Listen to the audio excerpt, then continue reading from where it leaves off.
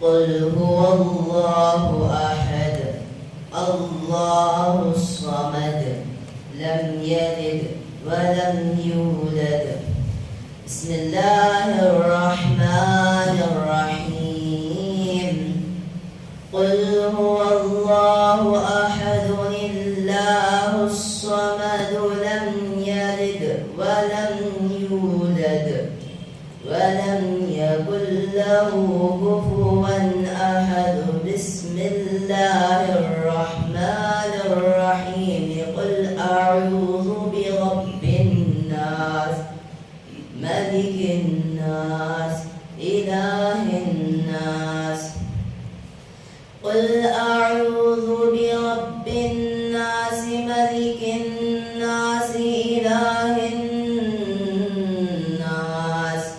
من شر الوسواس الخناس الذي يوسوس في صدور الناس من الجنة والناس صدق الله العظيم.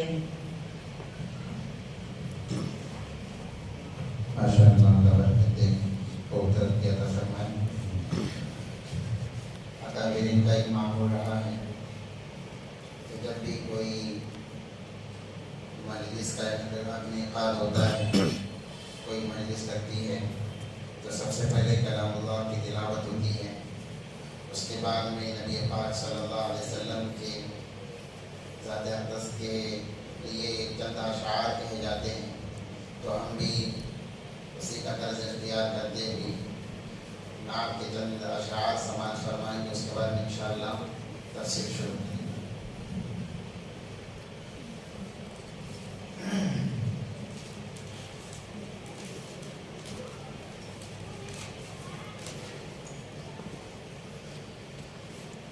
कुल ज़माने पर मुसल्लम बादशाहत आपकी, कुल ज़माने पर मुसल्लम बादशाहत आपकी, ज़र्रा ज़र्रा इस जहां का है रईयत आपकी, सैयदी सैयदी सैयदी सैयदी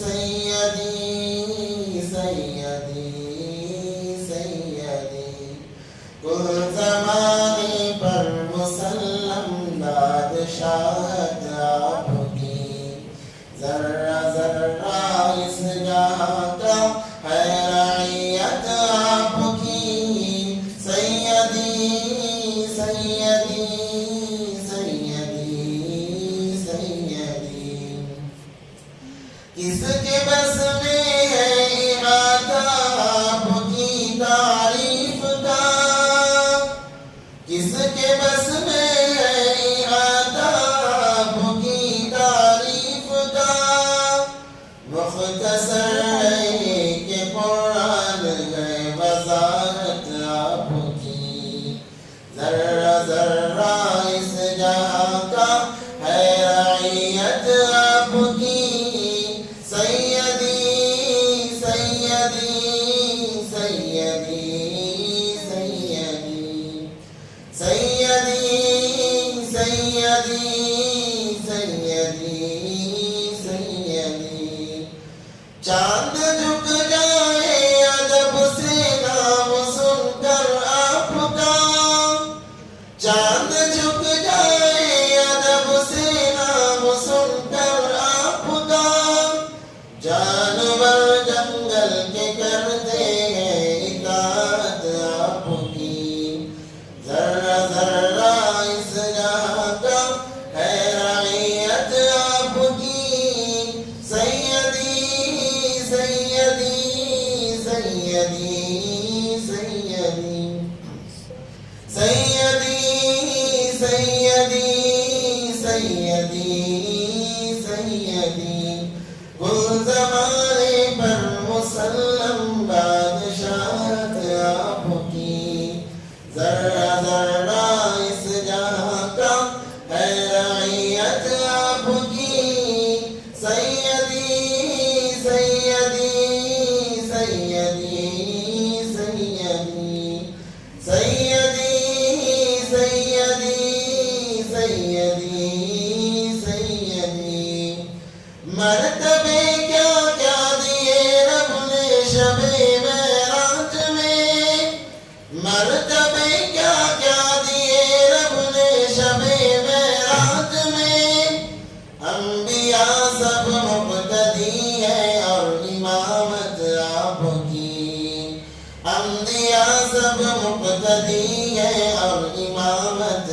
آپ کی ذرہ ذرہ اس جہاں کا ہے رعیت آپ کی سیدی سیدی سیدی سیدی سیدی سیدی سیدی سیدی روض محشر میرے آقا ہم سبوں پر ہو نظر روض محشر میرے آقا ہم سبوں پر ہو نظر حوض کوثر آپ کا ہے اور جنت آپ کی حوض کوثر آپ کا ہے اور جنت آپ کی ذرہ ذرہ اس جہاں کا ہے رعیت آپ کی سیدی سیدی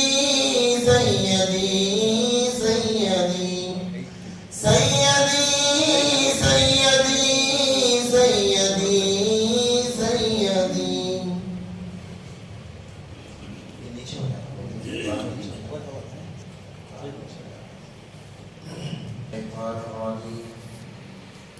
بسم الله الرحمن الرحيم الحمد لله رب العالمين الرحمن الرحيم مالك يوم الدين إياك نعبد وإياك نستعين اهدنا الصراط المستقيم صراط الذين أنعمت عليهم غير المغضوب عليهم ولا الضالين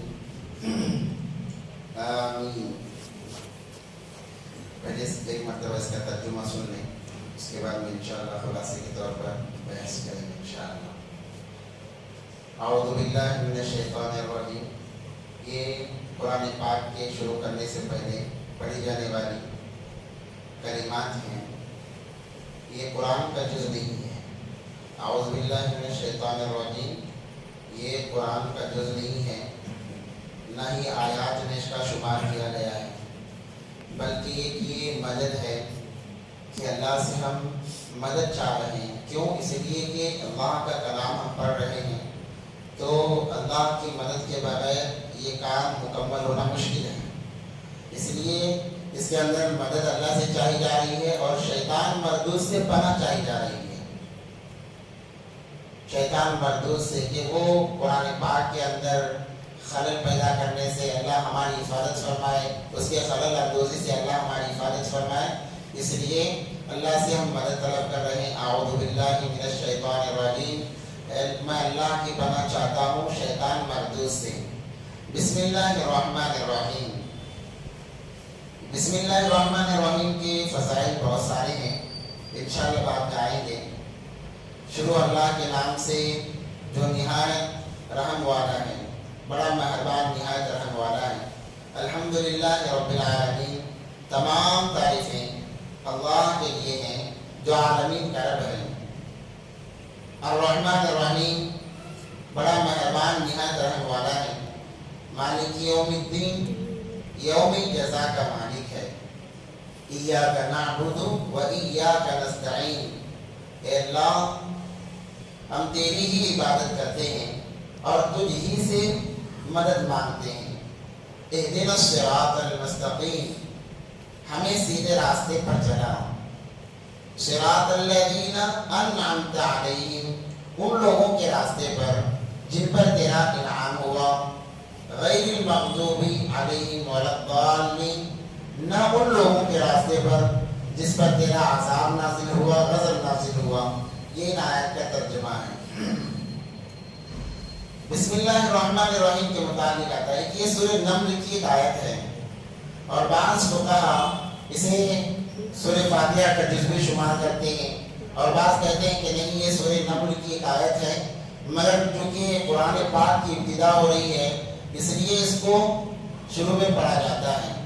اس کی بڑی خصوصیات ہیں، اس لیے بسم اللہ الرحمن الرحیم لایا گیا کہ اللہ چاہتے ہیں کہ بندے کا ہر کام اللہ کے نام کے ساتھ شروع ہو، جو بھی بندہ کام کرتا ہے.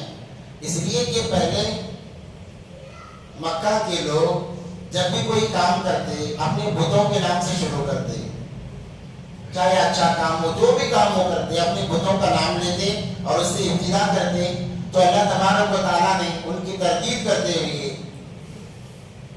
اللہ تبارک و تعالیٰ نے قرآن پاک کی آیات نازل فرمائی۔ سب سے پہلے جو نازل ہونے والی آیتیں ہیں وہ سورہ علق کی آیتیں ہیں، اقرأ بسم ربک الذی خلق۔ جیسا کہ آپ نے سنا ہوگا بہرحال کہ اللہ نے کہا کہ جو بھی کام کرنا ہے بتوں کے نام سے نہیں بلکہ اللہ کے نام کے ذریعے سے شروع کیا جائے۔ اقرأ بسم ربک الذی خلق، آپ پڑھیے اللہ کا نام لے کر جس نے تمام کو پیدا کیا۔ اقرأ بسم ربک الذی خلق خلق الانسان من علق اقرأ وربک الاکرم الذی علم بالقلم علم الانسان ما لم يعلم۔ یہ آیتیں نازل ہوئی۔ اب سوال یہ پیدا ہوتا ہے کہ اللہ نے قرآن کو نازل کیوں کیا؟ نبی کو بھیج دیے، یہ کافی تھا کہ نبی احکام کی طرف بلاتے، اللہ کی طرف بلاتے۔ قرآن کے نازل کرنے کا مقصد کیا ہے؟ تو اس کا مقصد یہ ہے کیونکہ آدمی جو دیکھتا ہے اس پر اعتبار کرتا ہے، اور لوگوں کا پہلے سے ایک رواج، ایک مزاج رہا ہے کہ جو کوئی نبوت کا دعویٰ کرتا ہو تو اس سے معجزات مانگتے، کرامات مانگتے، یعنی تمہارے پاس کیا دلیل ہے کہ تم جو کہہ رہے ہو اللہ کی طرف سے ہے؟ تو اللہ تبارک و تعالیٰ نے تقریباً تمام انبیاء کو معجزات سے نوازا، اور عرب کی جو قوم تھی وہ عربی کے اندر بڑی مہارت رکھتی تھی، بیٹھے بیٹھے وہ اشعار عربی میں بنا لیتی۔ آج ہمیں عربی دیکھ کر پڑھنا مشکل ہے، ان کے لیے کیونکہ وہ مادری زبان تھی، بیٹھے بیٹھے اشعار بنا لیتے تھے، اور بڑے پائے کے شاعر عرب کے اندر گزرے گے۔ تو ان کو اپنی زبان پر اتنا ناز کہ وہ اپنی زبان کے علاوہ تمام کو گونگا سمجھتے ہیں۔ اہل عرب جو ہے اپنے آپ کو ہی وہ زبان والا سمجھتے ہیں، اس کے علاوہ جتنے بھی عجمی ہیں، یعنی عرب کے علاوہ جتنے بھی لوگ ہیں، وہ کہتے ہیں کہ گونگے ہیں، انہیں بات کرنا نہیں آتا۔ اتنا ان کو اپنی زبان پر ناز تھا۔ تو اللہ تبارک و تعالیٰ نے جتنی قومیں آئی ہیں تمام قوموں کے ساتھ میں جو قوم جس میں مہارت رکھتی، اللہ اسی کے ذریعے سے ان کی اصلاح فرماتے۔ تو اللہ تبارک و تعالیٰ نے چونکہ ان کو عربی زبان دی تھی، یہ اپنی زبان پر ناز کرتے تھے، اس لیے اللہ تبارک و تعالیٰ نے قرآن کو عربی زبان میں نازل کیا اور بتایا کہ دیکھو میں خدا ہوں، تمہاری زبان کوئی معنی نہیں رکھتی،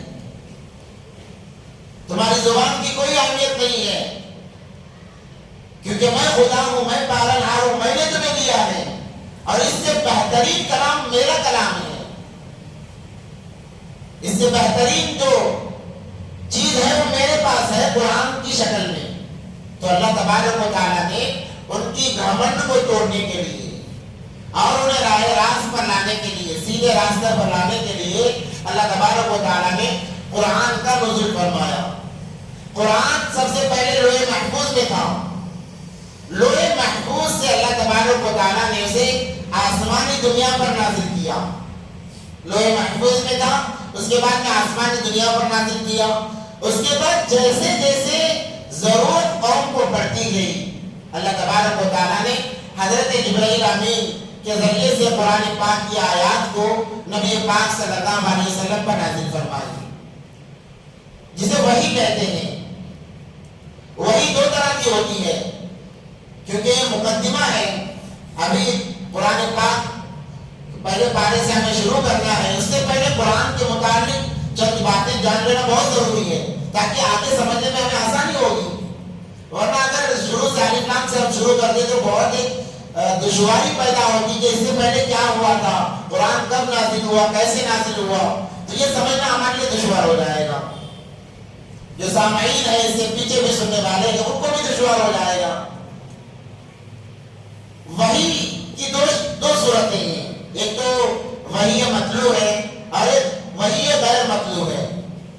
وحی مطلوع قرآن پاک ہے، یعنی جس کی تلاوت کی جائے اس کو وحی مطلوع کہتے ہیں، اور وحی غیر مطلوع جس کی تلاوت نہ کی جائے، جس کی تلاوت نہیں کی جاتی، جسے ہم احادیث کہتے ہیں، وحی کا سلسلہ اللہ تبارک و تعالیٰ نے نبی پاک صلی اللہ علیہ وسلم پر 40 سال کے بعد میں شروع کیا۔ اس سے پہلے خواب کے ذریعے سے وہ ایک وحی کا لمبا دراز سلسلہ شروع تھا کہ نبی پاک صلی اللہ علیہ وسلم اچھے اچھے خواب دیکھتے، جو خواب دیکھتے وہ دن میں ظاہر ہو جاتا، ویسے ہی معاملات ہو جاتے۔ اس کے بعد میں ایک مرتبہ غار حرا کے اندر، اور نبی پاک صلی اللہ علیہ وسلم تنہائی، ہمیشہ تنہائی اختیار کیے ہوئے تھے۔ ایک مرتبہ غار حرا میں بیٹھے ہوئے تھے اللہ کی یاد میں، تو ایک فرشتہ نمودار ہوا جسے ہم جبرائیل امین کہتے ہیں۔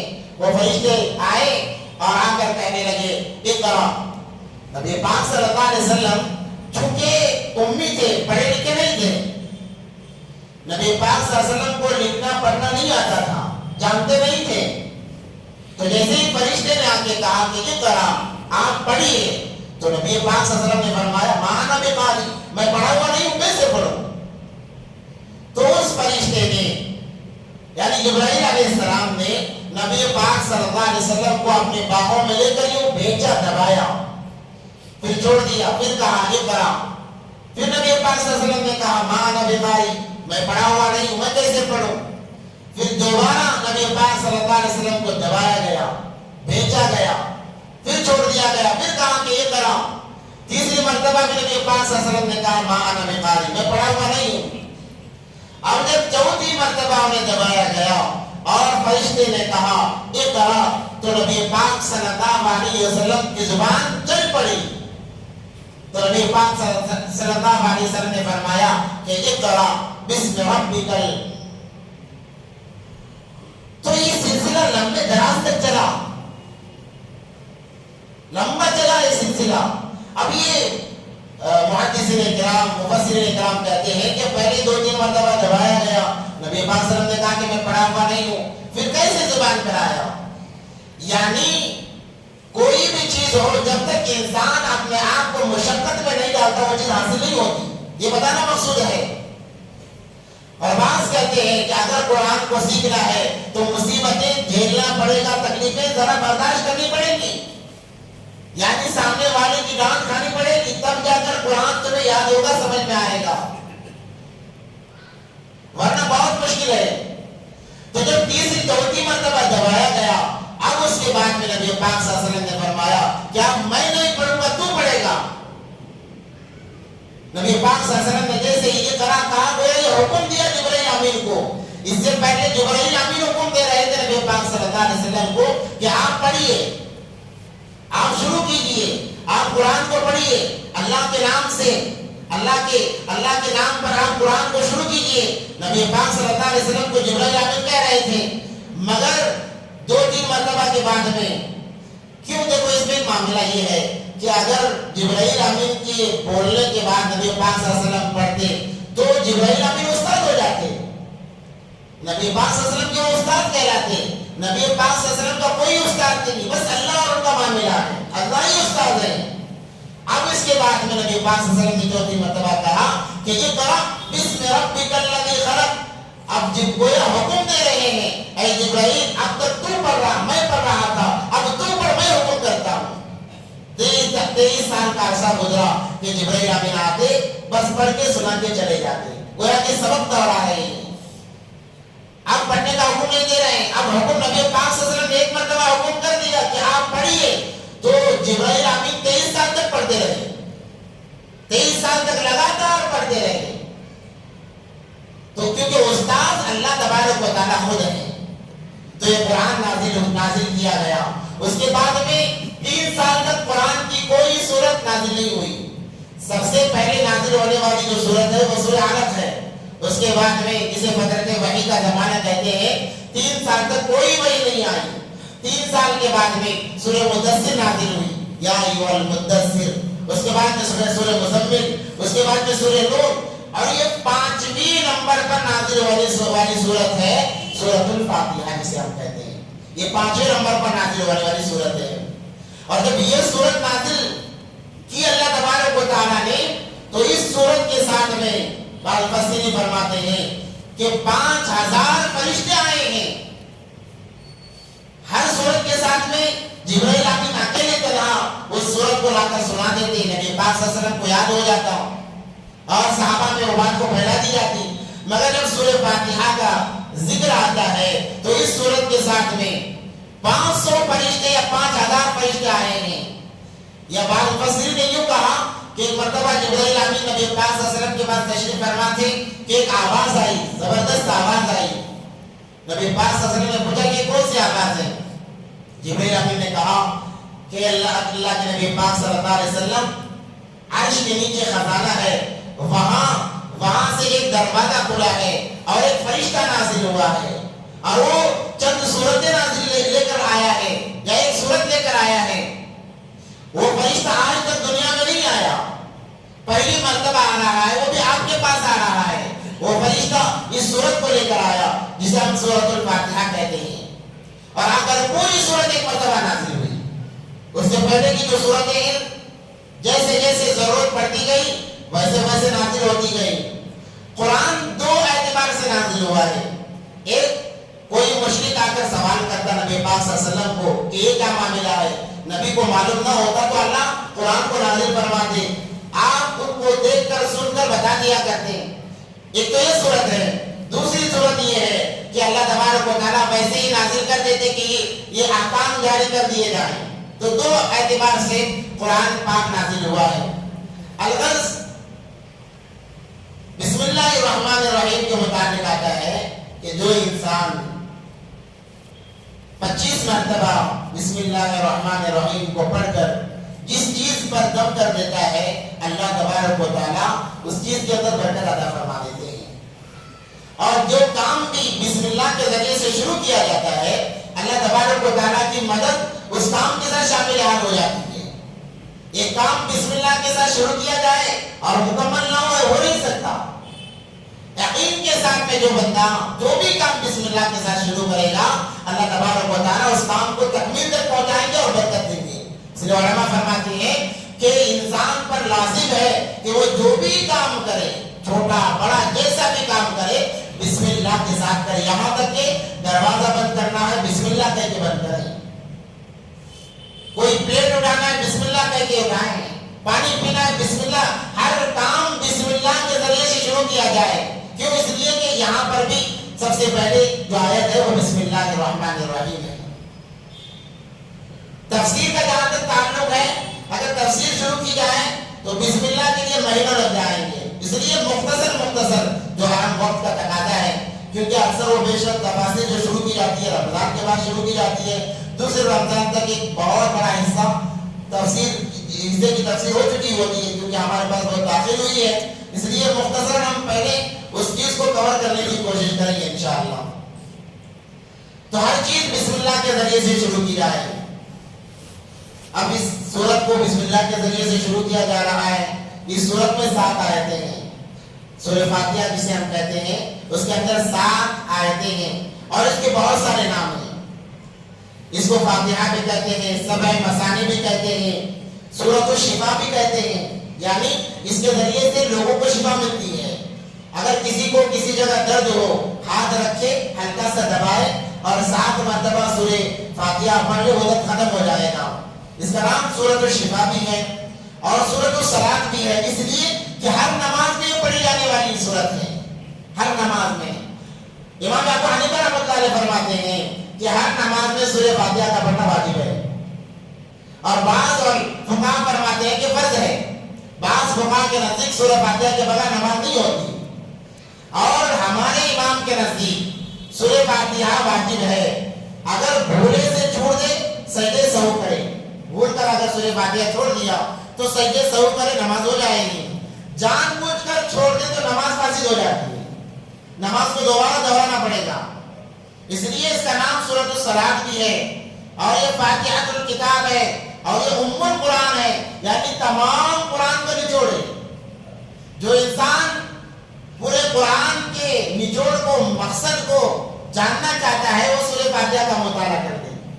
سارے قرآن کے اندر جو ہے وہ سارا کا سارا اللہ تبارک و تعالیٰ نے سورہ فاتحہ کے اندر رکھ دیا ہے۔ اسی لیے اس کو تمہیدی سورہ کہتے ہیں، یعنی ایک کتاب ہوتی ہے، جو کچھ کتاب میں ہوتا ہے تمہید ہوتی ہے 1-2 صفحے میں، اس تمام کتاب کا نچوڑ دو صفحوں میں ہوتا ہے کہ کاتب کیا کہنا چاہ رہا ہے، وہ سامنے والے کو کیا بتانا چاہ رہا ہے. تو تمام قرآن کا نچوڑ سورہ فاتحہ کے اندر ہے. اسی لیے اسے ام القرآن کہا گیا یا ام الکتاب کہا گیا. اور بھی اس کی بہت ساری خصوصیات ہیں. اللہ تبارک و تعالیٰ نے اس کے اندر بہت ساری فضیلتیں رکھی ہیں. جو انسان جس نیت سے اس کو پڑھے گا اللہ تبارک و تعالیٰ کامیاب بھی کریں گے. تو الحمدللہ رب العالمین. الحمد کیا شروع میں الف لام ہے. الحمد اسے لام استغراقی کہتے ہیں، یعنی تمام کے معنی کو یہ اپنے اندر شامل کر لیتا ہے. الحمدللہ تمام تعریفیں، جتنی تعریفیں ہیں، جو چیز تعریف کے لائق ہے وہ تمام تعریفیں اللہ کے لیے ہیں. تمام تعریفیں. ایک انسان کسی چیز کو دیکھتا ہے اور کہتا ہے کہ کیا خوبصورت چیز ہے، تو اس کی تعریف کے مستحق سب سے پہلے اللہ ہیں، کیونکہ وہ بنانے والے اللہ ہیں. اب سوال پیدا ہوتا ہے کہ انسان نے چیز بنائی ہے تو پھر انسان کی تعریف ہونی چاہیے، بلکہ انسان کی تعریف نہیں ہوگی بلکہ اللہ کی تعریف ہوگی. کیوں کہ اگر اللہ انسان کو نہ بناتا تو انسان اس چیز کو نہ بناتا. تو اس کا اصل بنانے والا کون ہے؟ وہ اللہ ہے. اصل اس کا تعمیر کرنے والا وہ اللہ ہے. اس لیے یہاں پر کہا گیا کہ الحمدللہ رب العالمین. تمام تعریفیں اللہ کے لیے ہیں جو عالمین کا رب ہے. اب ہمارے سامنے ایک عالم نظر آ رہا ہے جس کے اندر ہم رہتے ہیں، ایک عالم نظر آ رہا ہے. یہاں عالمین کہا گیا، بہت سارے عالم کا تذکرہ کیا گیا. تو فرماتے ہیں امام قرطبی رحمۃ اللہ علیہ نے اپنی کتاب میں لکھا ہے کہ 40,000 عالم ہیں. جیسے ایک دنیا ایک عالم ہے ویسے اور 40,000 عالم ہیں. اور آگے لکھتے ہیں کہ 80,000 عالم ہیں. 80,000 عالم ہیں. اس لیے عمومی طور پر یہ لکھا گیا، کہا گیا کہ جتنے بھی عالم ہیں، چاہے 40,000 عالم ہو یا 80,000 عالم ہو، تمام تعریفیں اس ایک اللہ کے لیے ہے جو تمام عالمین کا رب ہے. صرف اس عالم کا رب نہیں، صرف جنات کے عالم کا رب نہیں. ایک تفسیر ہدایت القرآن حضرت مولانا مفتی سعید صاحب رحمۃ اللہ علیہ لکھتے ہیں کہ ایک جنس ایک عالم ہے. انسان ایک جنس ہے، وہ ایک عالم. جنات ایک جنس ہے، وہ ایک عالم ہے. چرند پرند ایک جنس ہے، وہ ایک عالم ہے. ویسے 40 سے 80,000 عالم ہے. اللہ تمام عالمین کا رب ہے. الحمدللہ رب العالمین. اس میں الف لام جو شروع میں ہے وہ لام استغراقی ہے، یعنی تمام کا معنی وہ دیتا ہے. اس لیے یہاں پر یہ ترجمہ کریں گے کہ الحمدللہ رب العالمین. اس لیے جو چیزیں نظر آئیں سب سے پہلے اللہ کی تعریف کی جائے. مخلوق کی تعریف اللہ کو پسند نہیں ہے کیونکہ اس کے پیچھے اللہ ہے. اس لیے جو بھی چیز دیکھیں اللہ کی تعریف بیان کریں. جو بھی ہم اچھی چیز دیکھیں بس اللہ کی تعریف بیان کریں. الرحمن الرحیم. بڑا مہربان نہایت رحم والا ہے. اب رحمان اور رحیم یہ دو صفتیں ہیں، یہ اللہ کے نام ہیں. اللہ تبارک و تعالیٰ کے ویسے تو بہت سارے نام ہیں، مگر جو قرآن کے شروع میں دیے جاتے ہیں 90 پر 9 نام دیے جاتے ہیں یہ بتانے کے لیے، ورنہ اللہ کے بہت سارے نام ہیں. تو الرحمن یہ بھی نام ہے، الرحیم یہ بھی اللہ کا نام ہے. جو علماء فرماتے ہیں ہمارے اندر ایک رواج چلا ہوا ہے کہ کسی کا نام رحمان عبد الرحمان رکھ لیا. اچھی بات ہے، نام رکھنا چاہیے، مگر اس کو آدھے نام سے نہ بلائیں. جن کا نام عبد الرحمان یا عبد الرحیم ہے ان کو آدھے نام سے نہ بلائیں بلکہ پورا نام لے کر بلائیں. عبد الرحمان رحمان کا بندہ، عبد الرحیم رحیم کا بندہ. اگر رحمان کہیں گے یہ صفت خاصہ اللہ کے لیے ہے. انسان گنہگار ہو جاتا ہے، اگر کسی کو صرف رحمان کہہ کے پکارے گنہگار ہو جائے گا، صرف رحیم کہہ کے پکارے گنہگار ہو جائے گا، کیونکہ یہ نام خاص اللہ کے لیے ہے. اور شروع کی آیت میں رب العالمین رب نام جو ہے وہ بھی خاص اللہ کے لیے ہے. رب کا معنی ہوتا ہے پالن ہار، تربیت کرنے والا. تو پالن ہار بھی اللہ ہے، تربیت کرنے والا بھی اللہ ہے. تو یہ نام خاص ہے اللہ کے لیے. نام رکھتے اچھی بات ہے، رکھنے چاہیے، مگر مکمل نام سے بلائیں، ادھورے نام سے نہ پکاریں، کیونکہ یہ خاص ہے. اب رحمان علماء فرماتے ہیں یہ تمام کے لیے عام ہے، رحم کرنے والا، کیونکہ اللہ بڑے رحم کرنے والے ہیں، ہر ایک کے ساتھ رحم کرنے والے ہیں، چاہے مسلمان ہو، عیسائی ہو، ہندو ہو، سب کے ساتھ اللہ رحم کرنے والے ہیں۔ اسی لیے تو ہر کوئی جی رہا ہے دنیا کے اندر۔ اگر اللہ رحمان نہ ہوتے تو مسلمان کے علاوہ، ایمان والے کے علاوہ دنیا میں کوئی نہ ہوتا، کوئی دوسرا نہ ہوتا۔ اللہ رحمان ہے، اسی لیے غیر بھی خوشی سے جی رہا ہے، ہر کوئی زندگی گزار رہا ہے۔ مفسرین اکرام فرماتے ہیں یہ رحمان عام ہے دنیا کے لیے، دنیا کے اندر جتنے لوگ ہیں تمام کے ساتھ اللہ کا رحم کا معاملہ ہے، اور رحیم یہ خاص ہے آخرت کے لیے، رحیم خاص ہے آخرت کے لیے، اس کا استعمال آخرت میں کیا جائے گا، وہاں پر صرف ایمان والوں کے ساتھ یہ رحیم خاص ہے، غیروں کے ساتھ بھی وہاں کرم کا معاملہ نہیں ہوگا، کیونکہ وہ غیر اللہ کو مانے بغیر زندگی گزار کر گیا ہے۔ جب تک دنیا میں ہے اللہ رحم کا رحمانیت کو بتاتے ہیں، اس لیے ہر ایک کو کھلا رہے ہیں، پلا رہے ہیں، سلا رہے ہیں۔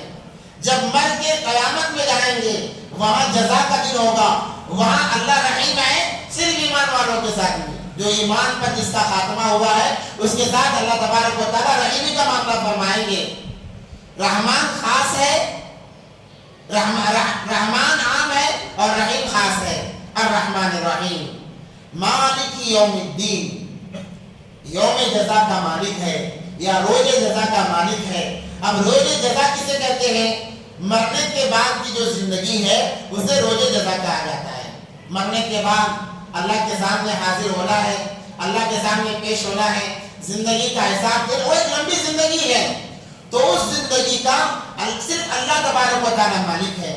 تو اللہ تبارک و تعالیٰ کل قیامت کے دن بندوں سے مخاطب ہو کر فرمائیں گے لمن الملک اليوم، کہ آج کس کی بادشاہت چلے گی؟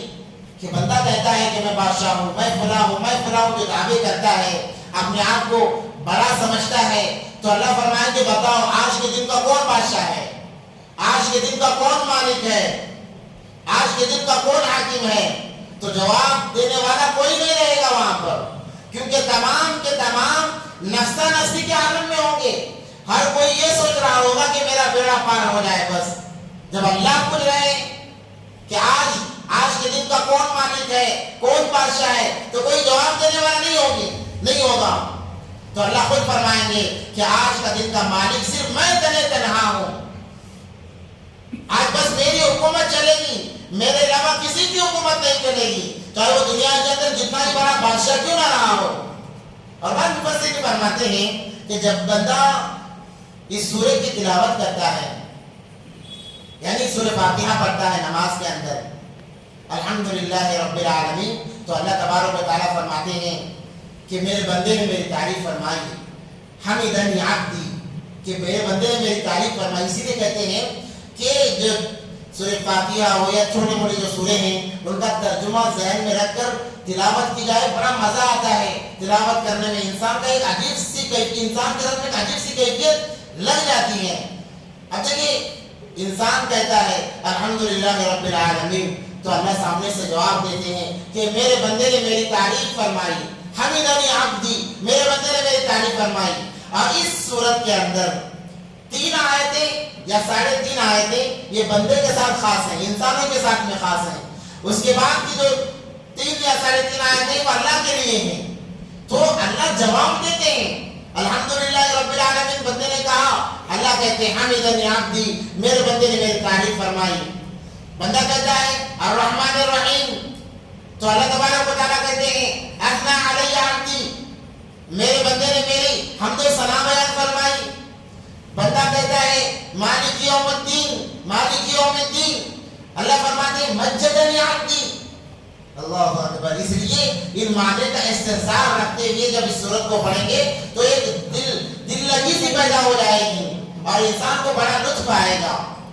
اب مالک یوم الدین، روز جزا کا مالک صرف اللہ تبارک و تعالیٰ تنہا ہے، کوئی مالک ہو نہیں سکتا۔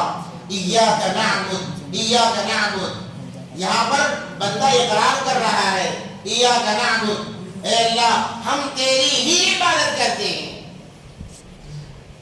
اب یہاں پر یہ ہونا چاہیے تھا نعبدک ونستعینک، اصل میں یہ ہونا چاہیے تھا مگر اللہ تبارک و تعالیٰ نے یہاں تاکیدی الفاظ کو لایا. تاکیدی الفاظ یہاں پر ہیں کہ ایاک لایا. اس سے یہ بتانا چاہ رہے ہیں کہ اگر نعبدک و نستعینک ہوتا تو تیری عبادت کرتے ہیں. تیری عبادت سے مراد یہ ہوتا امکان تھا کہ کسی اور کی بھی عبادت ہو سکتی ہے. نعبدک و نستعینک اگر ہوتا تو یہ امکان ہوتا کہ اللہ کے علاوہ کسی اور کی بھی عبادت ہو سکتی ہے. اس لیے نعبدک و نستعینک لایا گیا ہے. مگر اللہ نے یہ نہیں فرمایا کیونکہ بندوں سے اللہ مخاطب ہے. گرامر کے اعتبار سے نعبدک و نستعینک ہونا چاہیے تھا. مگر اللہ تبارک و تعالیٰ نے یہاں پر معاملے کو بدلا اور کہا ایاک نعبد، اے اللہ تیری ہی عبادت کرتے ہیں. یہ کہہ کر اللہ نے تمام کی نفی فرما دی.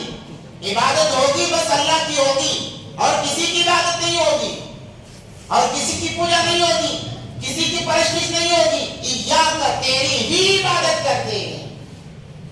وَإِيَّاكَ نَسْتَعِينُ اور تجھ ہی سے مدد طلب کرتے ہیں. تو عبادت بھی صرف اللہ کی ہوگی اور مدد بھی صرف اللہ سے مانگی جائے گی. بعض لوگوں کے ذہنوں میں یہ ہوتا ہے، بہت مختلف ذہنوں کے لوگ ہوتے ہیں. بعض یہ کہتے ہیں کہ بھئی اللہ تبارک و تعالیٰ سب کچھ کرتے ہیں، صحیح بات ہے، مگر اللہ تک پہنچنے کے لیے ہمیں ولی کا سہارا لینے کی ضرورت ہے. اللہ تک پہنچنے کے لیے ہمیں ولی کا سہارا لینے کی ضرورت ہے. ہم پہلے ولی سے مانگیں گے، ولی اللہ سے ہمارا مطالبہ کریں گے. تو گویا اللہ کے ساتھ یہ شریک کر رہے ہیں. اللہ انسان کے اتنا قریب ہے کہ شہر رگ سے زیادہ اللہ تبارک و تعالیٰ قریب ہے. پھر یہاں واسطہ دینے کی کیا ضرورت ہے؟ جب دعا کا معاملہ ہوتا ہے، مانگنے کا معاملہ ہوتا ہے تو انسان بات کہتے ہیں کہ ہم پہلے ولی سے مانگیں گے، ولی اللہ سے لے کر ہمیں دیں گے. یہ بالکل غلط ہے. اللہ نے کہا اے میرے بندے تجھے میں نے اپنے ہاتھوں سے بنایا ہے، جو مانگنا ہے مجھ سے ڈائریکٹ بھی مانگ دے. اب یہ ہونا چاہیے تھا کہ چلو ہم نے کام کیا، ہم نے کسی جگہ کام کیا، جس انسان نے ہمیں کام پہ لگایا، جس آدمی نے ہمیں جاب پہ لگایا، تو پہلے ہم جس جو جاب کو لگانے والا ہے اس سے پیسے کیوں نہیں مانگتے؟ کیونکہ واسطہ بنا ہوا ہے. پہلے اس سے مانگے، وہ اونر سے مانگ کر دے گا. مگر ہم کیا کرتے ہیں؟ ہم جس کے پاس کام کرتے ہیں ڈائریکٹ اس سے مانگتے ہیں کہ میں نے کام تیرا کیا ہے، تیرے پاس میں نے کام کیا ہے، میں دوسرے سے پیسہ کیوں مانگوں؟ اس لیے ہم کیا کرتے ہیں؟ جس کا ہم کام کر رہے ہیں، جس کے پاس کام کر رہے ہیں، ڈائریکٹ اس سے پیسہ مانگتے ہیں. تو اس معاملے میں، دنیاوی معاملے میں ہم ڈائریکٹ اونر کے پاس جاتے ہیں، مالک کے پاس جاتے ہیں. مگر جب اللہ کا معاملہ آتا ہے، دین کا معاملہ آتا ہے، ہم کہتے ہیں کہ بھائی پہلے ولی سے مانگا جائے، ولی ہمارا مطالبہ کرے گا. یہ بالکل غلط بات ہے. یہ بالکل غلط بات ہے. ان تمام چیزوں کی نفی کر دی گئی. ایاک نعبد و ایاک نستعین. اگر مدد مانگنی ہے تو ڈائریکٹ اللہ سے مانگو، کیونکہ اللہ تمہارے شہر رگ سے زیادہ انسان کے قریب، اس کی شہر رگ سے زیادہ کوئی قریب نہیں ہے. تو اللہ کہتے ہیں کہ میں اس سے بھی زیادہ قریب ہوں، تو مجھ سے مانگا جائے، عبادت میری کی جائے. اور دوسری بات یہ ہے کہ کفار مکہ جو ہے وہ بتوں کی پرستش کیا کرتے تھے، اپنے بادشاہ کی پوجا کیا کرتے تھے. یعنی جو بادشاہ ہوتا اس کے پاس جا کر سجدہ کیا کرتے اور کہتے اس کی تعظیم میں ہم سجدہ کر رہے ہیں. تو صحابہ آئے اور آ کر کہنے لگے اللہ کے نبی فلاں لوگ تو بادشاہ کے جب دربار میں جاتے ہیں اسے سجدہ کرتے ہیں، اس کی تعریف کرتے ہیں، آپ ہمارے بادشاہ ہیں، آپ ہمارے سب کچھ ہیں، تو آپ اجازت دیجئے کہ ہم آپ کے لیے سجدہ کریں، آپ کی تعریف کے لیے ہم سجدہ کریں. تو نبی پاک صلی اللہ علیہ وسلم نے فرمایا کہ تعریف سجدہ صرف اللہ کے لیے ہوگا، کسی کے لیے نہیں ہوگا. سجدہ تو ہوگا صرف اللہ کے لیے ہوگا. اور نبی پاک صلی اللہ علیہ وسلم نے فرمایا اگر میں سجدے کا حکم دیتا تو عورت کو حکم دیتا کہ وہ اپنے شوہر کو سجدہ کرے. اس کے مقام، شوہر کے مقام کو اللہ کے نبی پاک صلی اللہ علیہ وسلم نے یہاں پر بتایا.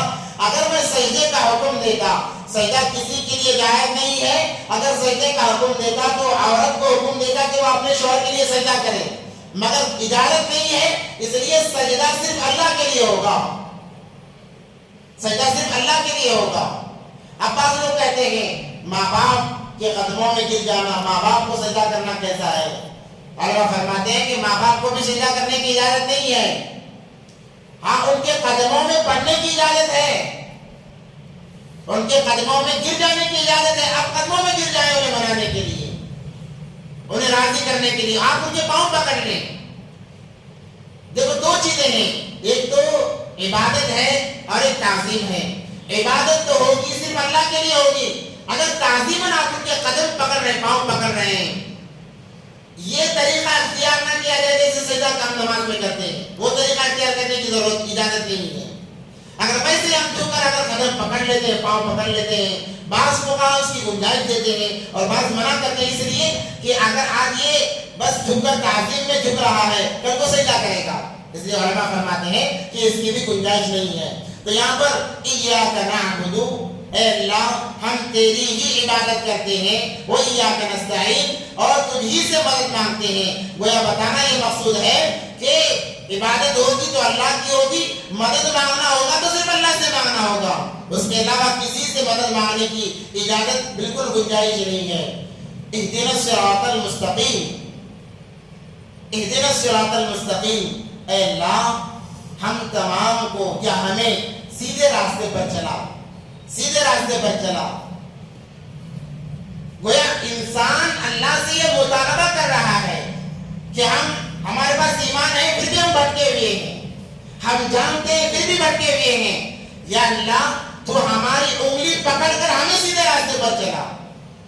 اور سمجھنے کے لیے دیکھیے، ایک ہوتا ہے راستہ بتانا، کہ ہم نے پوچھا کہ شیواجی نگر جانے کا راستہ کون سا ہے، تو ہم کہیں گے کہ بھائی ایسا جاؤ، رائٹ لے لو، لیفٹ لے لو، سیدھا چلے جاؤ، آپ پہنچ جاؤ گے. اور ایک ہوتا ہے کہ راستہ بتانا، راستہ بتانا. میں نے کہا کہ فلاں جگہ مجھے جانا ہے، وہ کہے گا کہ میں اسی طرف جا رہا ہوں، چلو میں آپ کے ساتھ میں چلتا ہوں، میں آپ کو راستہ بتاؤں گا. تو دکھانے میں گمراہ ہونے کی علامات ہیں کہ انسان بہک سکتا ہے، بھٹک سکتا ہے. کہ ہم نے یہ بتا دیا کہ ایسے جاؤ ایسے جاؤ، ہو سکتا ہے کہ وہ راستہ بھول جائے اور مصیبتوں کا سامنا کرنا پڑے، مشقتوں کا سامنا کرنا پڑے. اور جب راستہ جاننے والا خود ساتھ ہوگا تو بھٹکنے کی کوئی شکل و صورت وہاں پر نہیں ہوگی. انسان صحیح سالم اپنے منزل مقصود تک پہنچ جائے گا. اس سے یہی مراد ہے کہ یا اللہ تو ہمیں ہمارا ہاتھ پکڑ کر سیدھے راستے پر چلا، تو ہمیں اپنا ہمارا ہاتھ پکڑ کر سیدھے راستے پر چلا. اگر بتا کے چھوڑ دے گا تو ہم گمراہ ہو جائیں گے، راستہ بھٹک جائیں گے، بھول جائیں گے.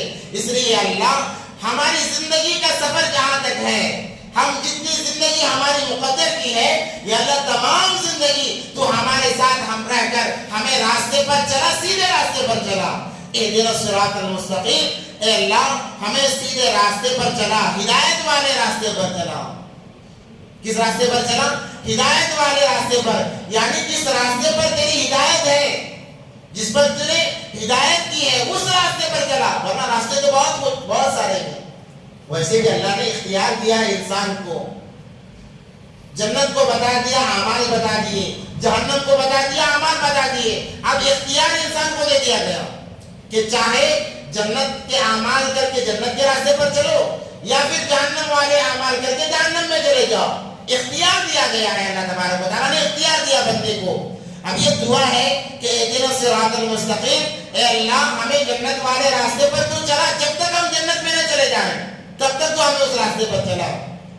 صراط الذین انعمت علیہم، ان لوگوں کے راستے پر جن پر تیرا انعام ہوا، جن پر تیری رحمتیں ہوئی، جن سے تو خوش ہوا، ان لوگوں کے راستے پر چلا. صراط الذین انعمت علیہم، جن لوگوں پر تو نے انعام کیا. اب انعام والے لوگ کون ہیں؟ صحابہ انعام والے ہیں، وہ صحیح راستے پر چل کے چلے گئے. تابعین، تبع تابعین، جو اولیاء اللہ ہیں، اللہ کے محبوب بندے ہیں، وہ صحیح راستے پر تھے. اس سے مراد شہداء، صلحاء، صدیقین ہیں. یعنی یہ بندہ مطالبہ کر رہا ہے کہ یا اللہ شہداء والے راستے پر چلا، صدیقین والے راستے پر چلا. اس لیے علماء فرماتے ہیں کہ اپنی دعاؤں میں اس دعا کا اہتمام کیا جائے.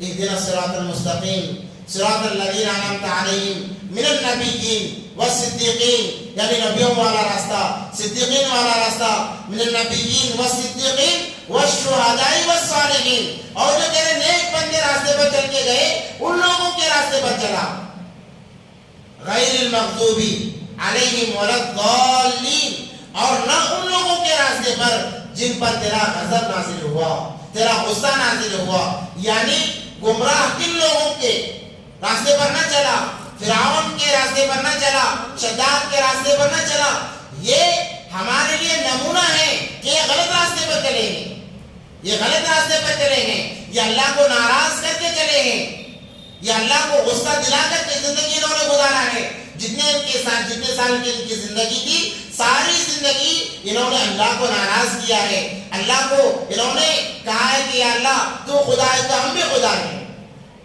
تو پناہ مانگ رہا ہے بندہ، غیر المغضوب علیہم ولا الضالین، اللہ ان لوگوں کے راستے پر نہ چلا جن پر تیرا غضب نازل ہوا ہے، اور غضب کے مستحق کون بنے؟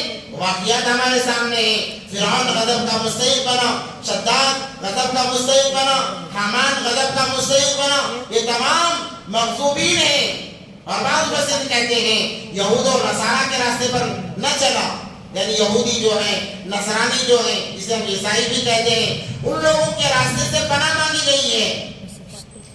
علماء فرماتے ہیں اس لیے انسان کو اچھوں کی صحبت اختیار کرنی چاہیے، دوست کے دین پر ہوا کرتا ہے، دوست جو ہوتا ہے وہ دوست کے دین پر ہوا کرتا ہے، اگر ایک اچھا دوست برے کا دوست بن جائے، برے کو اپنا ساتھی بنا لے، کیونکہ برائی ہمیشہ غالب آتی ہے، برائی ہمیشہ غالب آتی ہے، جو باطل جو ہے ہمیشہ شور مچاتا ہوا آتا ہے، اسے اللہ نے قرآن میں فرمایا وَقُلْ جَاءَ الْحَقُّ وَزَهَقَ الْبَاطِلُ إِنَّ الْبَاطِلَ كَانَ زَهُوقًا، کہ باطل جو ہوتا ہے ہمیشہ شور کرتا ہوا آتا ہے، دندناتا ہوا آتا ہے، ایسا لگتا ہے کہ اسی کا زور چلے گا، اس کے بعد میں، اور حق ہمیشہ تاخیر سے آتا ہے، دیر سے آتا ہے، مگر ایسا آتا ہے جب حق آ جاتا ہے باطل کا نام و نشان ختم ہو جاتا ہے۔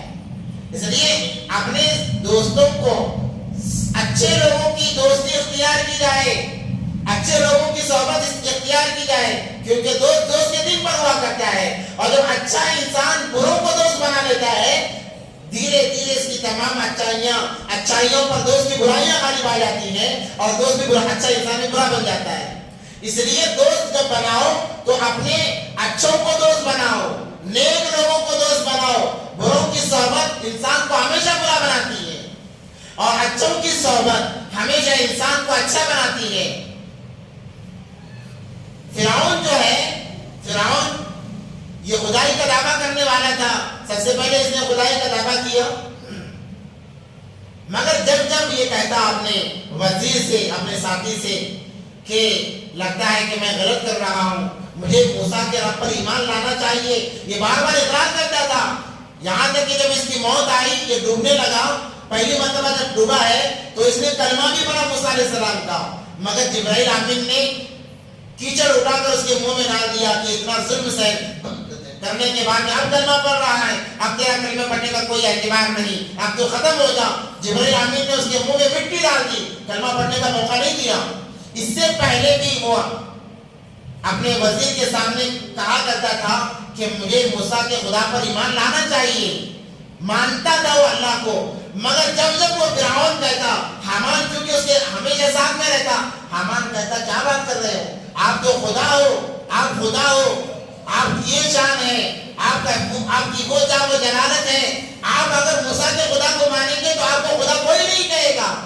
اس لیے حامان ہمیشہ اسے چڑھایا کرتا، ہمیشہ اسے روکا کرتا، جس کی وجہ سے خود بھی برباد ہوا اور اپنے ساتھ والوں کو برباد کر دیا۔ اس لیے اگر ساتھی برا ہوگا، دوست برا ہوگا تو اچھے انسان کو بھی برا بنا دے گا۔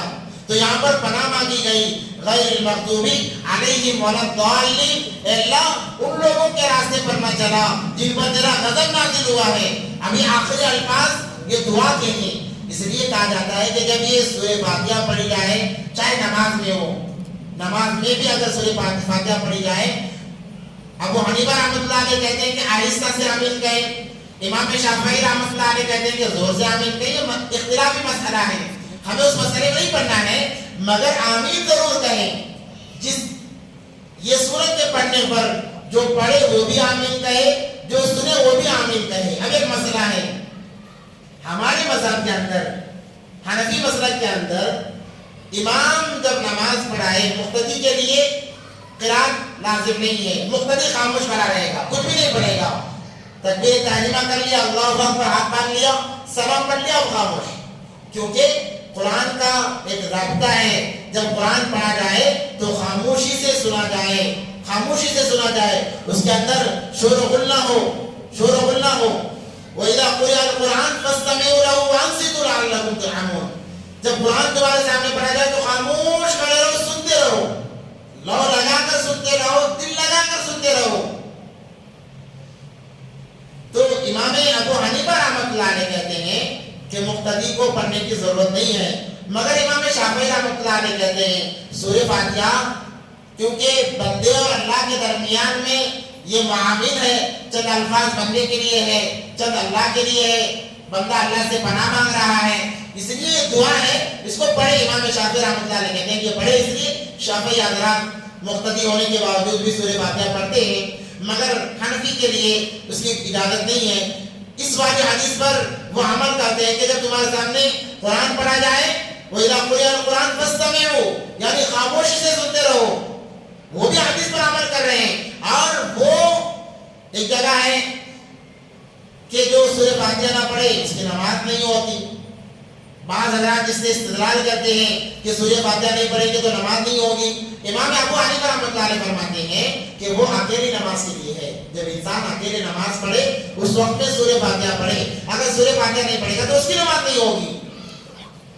ابھی اہل حدیث حضرات جو ہیں وہ یہ استدلال کرتے ہیں کہ اللہ نے کہا، نبی پاک صلی اللہ علیہ وسلم نے فرمایا کہ جو سورہ فاتحہ نہ پڑھے اس کی نماز نہیں ہوتی، اس لیے ہم سورہ فاتحہ پڑھتے ہیں۔ اگر وہ ان کا مسلک ہے، ہمارے مسلک کے اندر خاموشی کے ساتھ میں سننا ہے، اور جب یہ سورت ختم ہو جائے پڑھنے والے پر بھی ضروری ہے کہ وہ آمین کہے اور سننے والے پر بھی ضروری ہے کہ وہ آمین کہے، یہاں تک کہ ملائکہ بھی آمین کہتے ہیں۔ جب یہ سورت ختم ہوتی ہے تو ملائکہ بھی آمین کہتے ہیں۔ علماء فرماتے ہیں، حدیث میں آیا ہے کہ جس کی آمین ملائکہ کے آمین کے ساتھ مل جائے غفر لہ ما تقدم من ذنبہ، کہ اللہ اس کے اگلے پچھلے تمام گناہ معاف فرما دیتے ہیں۔ کہ نماز سورہ فاتحہ ہو گئی، ولا ضالین کر لیے تو ہم نے دل میں کہا کہ آمین، یا ہلکی سی آواز میں ہم نے آمین کہا، اگر ہماری آمین اور فرشتوں کی آمین ایک ہو جائے تو اللہ فرماتے ہیں غفر لہ ما تقدم من ذنبہ۔ نبی پاک صلی اللہ علیہ وسلم سے فرمان جاری کر دیا گیا کہ اللہ اس کے اگلے پچھلے تمام گناہ معاف فرما دیتے ہیں، اس کے پچھلے تمام گناہ معاف فرما دیتے ہیں، کیونکہ یہ دعا ہے،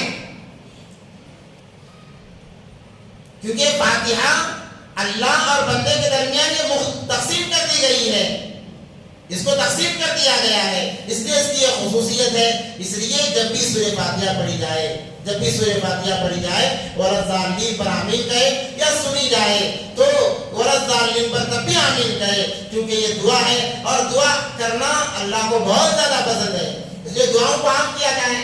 آج دعاؤں کا سلسلہ بالکل ختم ہے، چند مخصوص ایام ہیں، ان ایام میں دعا قبول ہوتی ہے، تو ہم ان ایام کو ضائع نہ ہونے دیں۔ اقامت اور تکبیر تحریمہ کے درمیان جو وقفہ ہے اس وقت میں دعا قبول ہوتی ہے، دل میں دعا کر لیں، اللہ دلوں کے بھید کو جاننے والے ہیں۔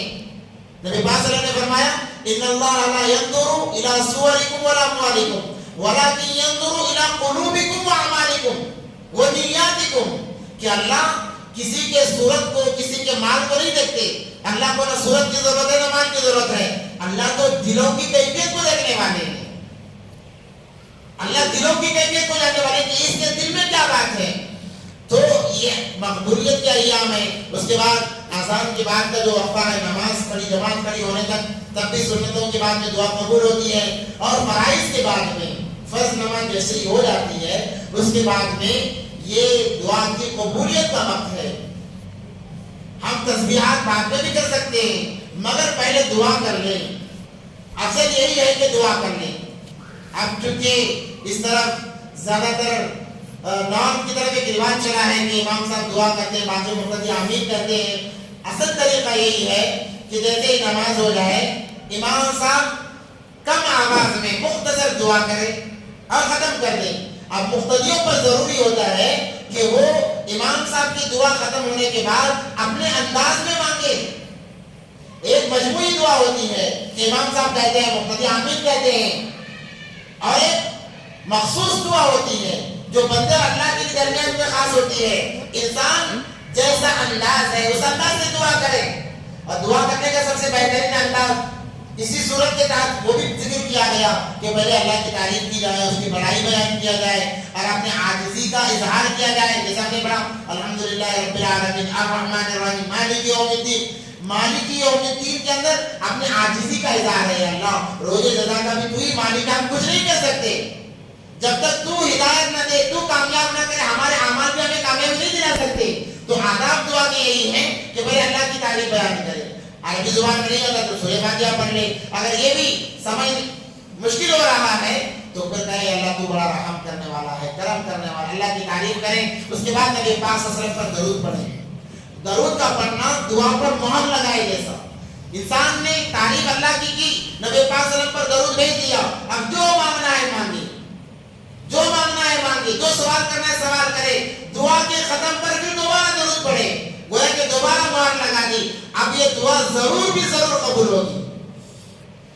جیسے ہی یہ بات بتائی جاتی ہے ذہنوں میں خیال آتا ہے کہ ہم نے دعا کر لی کہ اللہ میرا فلاں کام ہونا ہے, اللہ ہو جائے. ہم نے درود بھی پڑھ لیا, اب انتظار میں ہے کہ وہ کام ہوتا ہے نہیں ہوتا, نہیں ہوتا, ہوتا ہے نہیں ہوتا ہے. اب کام نہیں ہوا تو انسان مایوس ہو جاتا ہے کہ بتایا گیا تھا کہ درود پڑھ کر تعریف کر کے جو دعا مانگی جاتی ہے قبول ہوتی ہے, مگر میں نے درود بھی پڑھا, اللہ کی تعریف کی مگر دعا قبول نہیں. مایوس نہیں ہونا چاہیے. دعا مومن کی دعا ضرور قبول ہوتی ہے. اس کے 3 درجے ہیں. ایک پہلا یہ کہ جب انسان دعا کرے اللہ تبارک و تعالیٰ وہی چیز سے دے دیتے ہیں. ایک تو دعا کی قبولیتیں ہوئی, اور دوسری دعا اللہ تبارک و تعالیٰ اس دعا کے ذریعے سے جو انسان پر مصیبت آنے والی ہے, حالات آنے والے ہیں, اللہ دعا کی برکت سے حالات کو ختم کر دیتے ہیں. جو انسان کو معلوم نہیں ہوتا کہ کون سے حالات آنے والے ہیں, کیا مصیبت آنے والی ہے, مگر دعا کرتا ہے تو اللہ اس دعا کی برکت سے ایک تو وہی چیز دے دیتے ہیں. اگر وہ چیز نہ دے تو پریشانیوں کو اس دعا کی برکت سے ختم کر دیتے ہیں. اگر وہ بھی نہ ہو, حالات بھی آ گئے, اب اس دعا کو اللہ ذخیرے کے طور پر کل قیامت کے لیے رکھتے ہیں. اور مرنے کے بعد میں اللہ تبارک و تعالیٰ اس کی تمام دعاؤں کو اکٹھا کر کے لاتے ہیں اور کہتے ہیں ان دعاؤں کی برکت سے, ان دعاؤں کی وجہ سے میں نے تجھ پر جنت کو واجب کر دیا, یا جنت کے اندر اتنے درجات بلند کیے. تو انسان سوچتا ہے کہ کاش میری کوئی دعا دنیا میں قبول ہی نہ, مطلب پوری نہ ہوئی ہوتی, کتنا اچھا ہوتا کہ جنت کے درجات ہمیں مل جاتے, جنت الفردوس میں مقام مل جاتا. تو دعا ضرور قبول ہوتی ہے, یا تو جو مانگا ہے وہی مل جاتا ہے, یا اس کے ذریعے سے بڑی مصیبت. اس لیے ہمیشہ دعا کرتے رہنا چاہیے کہ کب کیا حالات آ جائیں, کوئی سی مصیبت آ جائے, ہمیں تو پتہ نہیں ہوتا, اللہ بہتر جاننے والے ہیں. اللہ اس دعا کی برکت سے اس مصیبت کو ختم فرما دیتے ہیں. تو 3 میں سے ایک نہ ایک ضرور ہوتا ہے. تو پہلے دعا تو میں کہہ رہا تھا کہ امام کی دعا کے بعد میں ہم اپنے انداز میں دعا کریں. اس لیے اس دیوبند طرف اگر آپ جائیں گے تو وہاں پر بس امام صاحب دعا شروع کر تاکہ معلوم ہو مقتدیوں کو اب دعا ہو رہی ہے الحمدللہ رب العالمین کے خاموش ہو جاتے ہیں. تھوڑی دیر کے بعد میں سبحان ربک رب العزت عما یصفون وسلام علی المرسلین الحمدللہ رب العالمین, امام صاحب کی دعا ختم ہو گئی. اب مقتدی دعا میں لگ جاتے ہیں کیونکہ یہ قبولیت کا وقت ہے. آپ کو کیا ضرورت ہے آپ بہتر جانتے ہیں. امام کو تو پتہ نہیں ہوتا کہ آپ کو کیا ضرورت ہے. امام عمومی طور پر یا اللہ تمام کے گناہوں کو معاف فرما, تمام کے رحم خیر کے معاملے فرما, یہ عمومی دعا ہوتی ہے. اور اس کے اندر بھی تاثیر ہوتی ہے کہ نہیں, کہ تاثیر نہیں ہوتی, تاثیر ہوتی ہے. مگر جب انفرادی دعا مانگتا ہے انسان دل کی کیفیت کے ساتھ مانگتا ہے کہ مجھے اس چیز کی ضرورت ہے, یا اللہ تو کرنے والا ہے, اپنے عاجزی کا اظہار کرتا ہے. یا اللہ میرے پاس پیسہ ہے, میں اس پیسے سے صحت نہیں خرید سکتا, میں پیسے صحت نہیں خرید سکتا, صحت تو دینے والا ہے. اب گویا بندہ عاجزی کر رہا ہے, پیسہ ہونے کے باوجود اپنی انکساری کا معاملہ اللہ کے سامنے رکھ رہا ہے. تو اللہ کہتے ہیں کہ دیکھو اسباب تمام ہیں مگر پھر بھی میرے سامنے عاجز بنا ہوا کھڑا ہے, میں اس کی ضرورتوں کو پورا کرتا ہوں. اللہ ضرورتیں پوری فرما دیتے ہیں. اس لیے دعا امام کے بعد میں تنہائی میں بیٹھ کر مانگا جائے, یہ زیادہ بہتر ہے. یہ سورہ فاتحہ کا مختصر سا ترجمہ اور تفسیر تھی. انشاءاللہ جیسے جیسے وقت آئے گا درمیان میں پھر ہمیں سورہ فاتحہ کے چند الفاظ کے ساتھ میں تفسیر کی ضرورت پڑے گی انشاءاللہ اس وقت میں اس کی مکمل تفسیر آئے گی کیونکہ وہ وقت بھی نہیں تھا کہ مکمل اس کی تفسیر کی جائے ورنہ صرف بسم اللہ کی تفسیر حضرت علی رضی اللہ عنہ کے بارے میں آتا ہے کہ انہوں نے سورہ فاتحہ کی تفسیر لکھی 70 اونٹوں پر ان کی کتابیں جاتی تھی 70 اونٹوں پر اتنی تفسیر سورہ فاتحہ کی ہے کیوں نہ ہو کیونکہ پورے قرآن کا نچوڑ اللہ نے سورہ فاتحہ میں رکھا ہے پورے قرآن کا نچوڑ پورے 30 پاروں کا نچوڑ اللہ تبارک و تعالیٰ نے سورہ فاتحہ کے اندر رکھا ہے اس لیے اس کو زیادہ سے زیادہ پڑھا جائے اس کے مطلب کو سمجھا جائے جب مطلب سمجھ کر آخر میں انسان آمین کہتا ہے تو اللہ تبارک و تعالیٰ اس کی ضروریات پوری کرتے ہیں اللہ سے دعا کہ اللہ تمام کوئی باتوں پر عمل کی توفیق عطا فرمائے انشاءاللہ ہر اتوار تفسیر ہوگی سورہ بقرہ شروع ہونے والا ہے تو تمام سے گزارش ہے کہ خود بھی شامل رہیں دوستوں کو بھی شامل کریں کیونکہ بہت تاثیر ہے قرآن پاک کے اندر جیسے بھی پڑھے ثواب تو مل جائے گا مگر سمجھ کر پڑھنے میں جو تاثیر ہے وہ نہ سمجھے پڑھنے میں کچھ تاثیر نہیں ہے آپ اندازہ لگائیں آپ کے سامنے ایک بات آئی آپ ان باتوں کو آپ ذہن میں رکھ کر جب پڑھیں گے آپ کی کیفیت الگ ہوگی آپ کی کیفیت الگ ہوگی آپ یہ سمجھیں گے کہ اللہ مجھے جواب دے رہے ہیں اب جب اس کے بعد میں جب آپ آمین کہیں گے اس آمین کی کیفیت بھی الگ ہوگی اس لیے اللہ سے دعا ہے کہ اللہ تمام کو باتوں پر عمل کی توفیق عطا فرمائے دعا کریں اللهم لك الحمد لك الشكر يا الله اللهم صل على سيدنا محمد وعلى ال سيدنا محمد وبارك وسلم اللهم انك عفو كريم تحب العفو فاعف عنا يا رحيم يا اول الاولين ويا اخر الاخرين يا ذا القوة المتين يا حنان يا منان يا ذا الجلال والاكرام يا ارحم الراحمين يا لم تمام گناہوں کو معاف فرما خطا سے درگزر فرما یا اللہ تمام کرم خیر کا معاملہ فرما یا اللہ تیرے کلام پاک کی تفسیر کا آغاز ہوا ہے یا اللہ اس تفسیر کو قبول فرما کہنے والے کو قبول فرما کہنے والے کے الفاظ کو قبول فرما سننے والوں کو قبول فرما یا اللہ تمام مجلس کو قبول فرما کر یا اللہ ہدایت کے فیصلوں کا عام فرما دے